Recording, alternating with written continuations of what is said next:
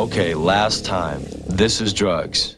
While this Just Say No public service announcement from the 1980s saturated television airwaves, a team of researchers believed something was missing. Previously, the Just Say No, it comes from researchers or preventionists or from the adults trying to communicate to the kids, just say no, here's the strategies. It's not coming from the kids themselves.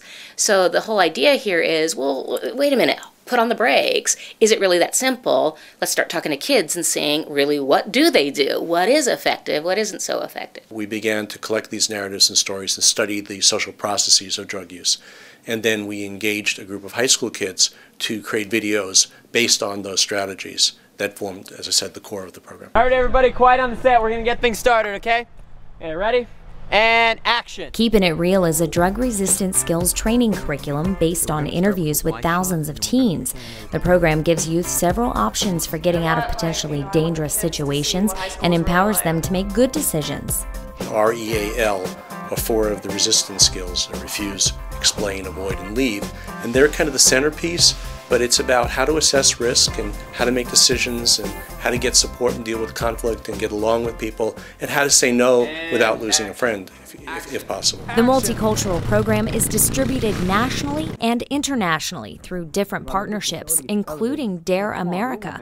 It is also the winner of the 2010 Penn State Award for Community Engagement and Scholarship. Binge drinking means having 5 or more drinks on one occasion.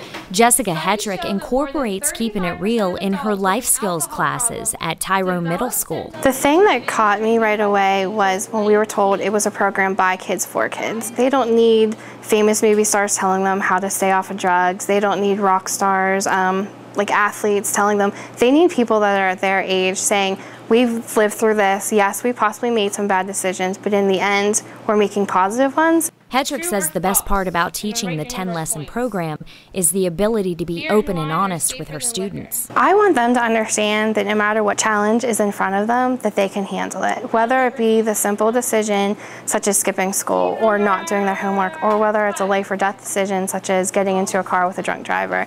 This program gave them the confidence to make those decisions. True for 40. I learned that I need to stand up, and my friends are actually standing up a lot too, and we're being more confident about ourselves and helping the people who are experiencing drugs and alcohol in their life. We're helping them and help them to stop. I've become more confident to maybe sometimes not even like with drugs, just being able to make the right choices and seeing the consequences. The key is that you really want to delay the onset of use. You want to decrease early use. And so anytime we can stop some kids from using early on, it means that later on in life they're much less likely to have health problems and social problems and work problems. They'll stay in school and be much more successful. How many of you guys plan on going to college? Wow. Hetrick says the Tyrone Area School District is very happy with Keepin' It Real. In fact, plans are already underway to expand some of the lessons for next year. Have a great weekend. As for Drs. Hecht and Miller-Day, they say their team will continue to adapt the curriculum to other areas around the globe so kids can continue to hear the message from kids in their own community. Sarah, don't let one of these guys drive you home. For Penn State Outreach, I'm Jamie Curott.